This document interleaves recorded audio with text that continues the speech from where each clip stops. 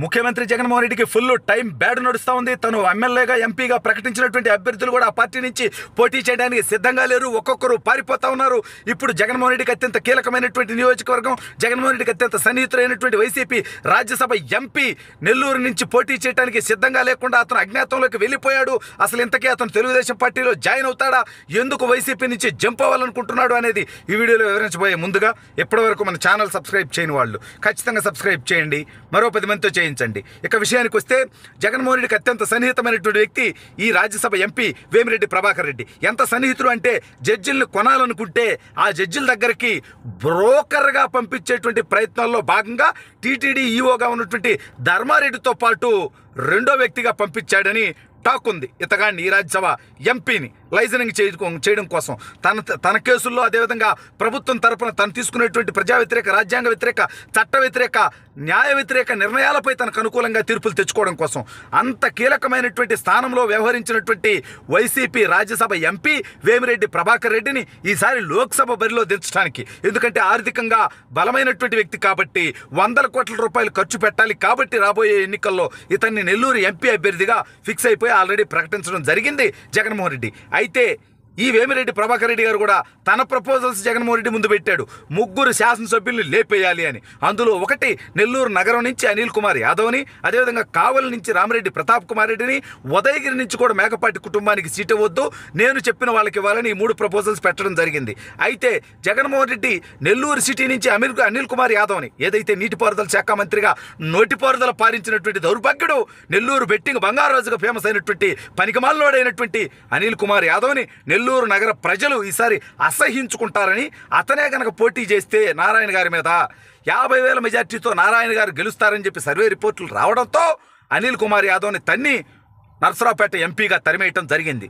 అయితే తాను ఊహించింది ఒకటి, అక్కడ జరిగింది ఒకటి అన్నట్టుగా వేమిరెడ్డి అనిల్ కుమార్ యాదవ్ను పంపించమంటంతో పాటు అభ్యర్థిని తాను సూచించాలి అనుకుంటే ఖలీల్ అనేటువంటి నెల్లూరు నగర డిప్యూటీ మేయర్ అనిల్ కుమార్ యాదవ్ అనుచరుడైనటువంటి వ్యక్తినే మళ్ళీ నెల్లూరు నగరానికి ఇన్ఛార్జిగా ప్రకటించడంతో వేమిరెడ్డి తీవ్ర ఆగ్రహావేశాలు వ్యక్తం చేస్తూ అసలు ఉదయగిరికి అభ్యర్థిని మార్చలేదు, ఇంకా కావలికి మార్చలేదు, ఈ నెల్లూరు సిటీకి మారిస్తే ఆ మార్చినోడిని మళ్ళీ అనిల్ కుమార్ యాదవ్ అనుచరుడిని పెట్టాడు. నా మాటకి గౌరవం లేనప్పుడు నేను ఎంపీగా ఎందుకు పోటీ చేయాలి అనేటువంటి ఉద్దేశంతో ఇక ఇది మునిగిపోయేటువంటి నావ అతనికి తెలుసు. మరి మునిగిపోయేటువంటి నావ నుంచి ఎంపీగా ఎందుకు పోటీకి సిద్ధమయ్యాడని మీ ఓటోలు అడగవచ్చు, డౌట్ రావచ్చు.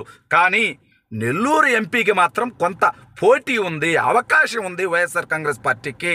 ఏదైతే జగన్మోహన్ రెడ్డికి కాస్త కోస్తో సీట్లు వచ్చేది కడప జిల్లాలో, నెల్లూరు జిల్లాలో, చిత్తూరు జిల్లాలో, కర్నూలులో. కాబట్టి సరే వైఎస్ఆర్ కాంగ్రెస్ పార్టీ అధికారంలోకి రాకపోయినా తాను కష్టపడితే ఎంపీగా గెలవచ్చు కాబట్టి ఆ తర్వాత యాక్చువల్గా వేమిరెడ్డి ప్రభాకర్ రెడ్డి గారు గతంలో 2019 ఎన్నికలకు ముందు తెలుగుదేశం పార్టీలోకే రావాలనుకున్నాడు. కొన్ని రాజకీయ పరిణామాల నేపథ్యంలో అతను రాలేకపోయాడు. అందుకని ఎన్నికల తర్వాత అయినా తెలుగుదేశం పంచాన్ని చేరొచ్చు, తెలుగుదేశం అధికారంలోకి రాబోతుంది అనేది వేమిరెడ్డికి కూడా క్లారిటీ ఉంది. కానీ నెల్లూరులో తాను అభ్యర్థిగా తనకు నచ్చినటువంటి అభ్యర్థులను ఎమ్మెల్యేలుగా పెట్టుకుంటే అక్కడ గెలవచ్చు, గెలిచిన తర్వాత నిర్ణయం తీసుకోవచ్చు అనేటువంటి ఉద్దేశంతో. పైగా అతను ఇప్పుడే జంప్ అవ్వచ్చు కదా అని మీ ఓటోలు అడగవచ్చు. కానీ జగన్మోహన్ రెడ్డి ఎవరిని ఎక్కడ లాక్ చేయాలో తెలుసు. వేమిరెడ్డితోటి కొన్ని 100 కోట్ల రూపాయలకు వ్యాపారంలో పెట్టుబడి పెట్టించి జగన్మోహన్ రెడ్డితో కలిసి ఆ వ్యాపారం చేస్తున్నటువంటి పరిస్థితుల నేపథ్యంలో ఇప్పుడు అతను తెలుగుదేశం పార్టీలోకి నేరుగా రావాలంటే ఆ వ్యాపారంలో ఉన్నటువంటి వాటా జగన్మోహన్ రెడ్డి ఇస్తాడా? సొంత చెల్లికై ఉన్నటువంటి వాడు ఇక ఆ పార్టీలో ఎంపీగా, ఆ పార్టీలో నాయకుడిగా ఉన్నటువంటి వ్యక్తికి ఇస్తాడా? కాబట్టి ఆ డబ్బు మొత్తం వదులుకొని రావాల్సినటువంటి పరిస్థితి. అయినప్పటికీ ఇక ఎమ్మెల్యేలను కూడా తను చెప్పినట్టు ఇవ్వకపోవడం వల్ల, ఎట్లాగో ఎంపీగా కూడా గెలిచేటువంటి పరిస్థితి లేకపోవడం వల్ల, పైగా తన సతీమణికి వేమిరెడ్డి ప్రశాంతి రెడ్డికి నెల్లూరు నగరం నుంచి కానీ, ఉదయగిరి నియోజకవర్గం నుంచి కానీ ఎమ్మెల్యే అభ్యర్థిగా కూడా సీట్ ఇప్పించాలనుకున్నాడు వేమిరెడ్డి ప్రభాకర్ రెడ్డి. అది కూడా జరుగుతుందో లేదో అనేటువంటి అనుమానం వచ్చిందేమో, లేదా ఇటీవల వస్తున్నటువంటి సర్వేల ప్రకారం జగన్మోహన్ రెడ్డి బయటికి ఎన్నన్నా చెప్పొచ్చు, వైనాటి 175 సిద్ధం గిద్దం అని బొక్క. బట్ వాస్తవమైనటువంటి పరిస్థితి ఏంటంటే రివర్స్లో ఉంది. జగన్మోహన్ రెడ్డికి 20 సీట్లు కూడా వచ్చేటువంటి పరిస్థితి లేదు. ఈ నేపథ్యంలో ఐపాక్ సర్వేలు కానీ, ఇంటర్నల్ సర్వేలు కానీ ఇవన్నీ వేమిరెడ్డి ప్రభాకర్ రెడ్డి గారు పరిశీలించినటువంటి మీదట ఇక ఈ పార్టీతో వర్కౌట్ అవుతుందని తెలుసుకొని ఆ డబ్బులు, ఆ వ్యాపారం పోయినా పర్వాలేదు అన్నట్టుగా అతను జగన్మోహన్ రెడ్డికి, వైసీపీ వాళ్ళకి అందుబాటులో లేకుండా నేరుగా ఢిల్లీకి కుటుంబంతో సహా మకాం మార్చినట్టుగా తెలుస్తూ ఉంది. అతను తెలుగుదేశం పార్టీలోకి రావటానికి సిద్ధంగా ఉన్నట్టుగా ఇన్ఫర్మేషన్ వస్తూ ఉంది. అంటే జగన్మోహన్ రెడ్డి గతంలో కూడా మంత్రి గుమ్మనూరు జయరామ్ని ఎంపీ అభ్యర్థిగా అనౌన్స్ చేశాడు. అతను కూడా నాకు ఎంపీ వద్దంటూ జంప్ అవటానికి సిద్ధమయ్యాడు. ఎంపీగా ఉన్నటువంటి గురుమూర్తిని ఎమ్మెల్యే అన్నాడు. మళ్ళీ ఎంపీగా చెప్పినటువంటి ఆదిమూలం నేను పోటీ చేయను అన్నాడు. అందుకని అక్కడ మళ్ళీ గురుమూర్తిని తెచ్చిపెట్టుకున్నాడు. అదేవిధంగా చిత్తూరు ఎంపీ రెడ్డప్పను కూడా ఎమ్మెల్యేగా పంపించాలనుకున్నాడు. అక్కడ సెట్ అవ్వలేదు, మళ్ళీ రెడ్డప్పని ఎంపీగా పంపించుకుంటా ఉన్నాడు.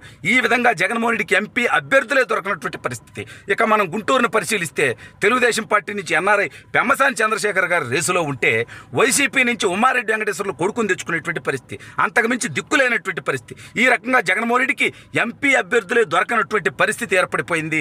ఒక ఎంపీయే కాదు, ఎమ్మెల్యే కూడా దొరకట్లేదు అనుకో. ఈ పరిస్థితుల నేపథ్యంలో జగన్మోహన్ రెడ్డికి అత్యంత సన్నిహితమైనటువంటి వ్యక్తులు కూడా వైసీపీ అధికారంలోకి రాదు అనే క్లారిటీ వచ్చిన తర్వాత, ఇక జగన్మోహన్ రెడ్డితో నడవటానికి సిద్ధంగా లేకుండా పోయిన తర్వాత ఖచ్చితంగా రాష్ట్రంలో జగన్మోహన్ రెడ్డి పరిస్థితి ఏంటనేది తన పక్కన ఉన్న వాళ్ళకు కూడా అర్థమైపోయింది. ఇది రాష్ట్ర ప్రజలు కూడా అర్థం చేసుకోవాలి.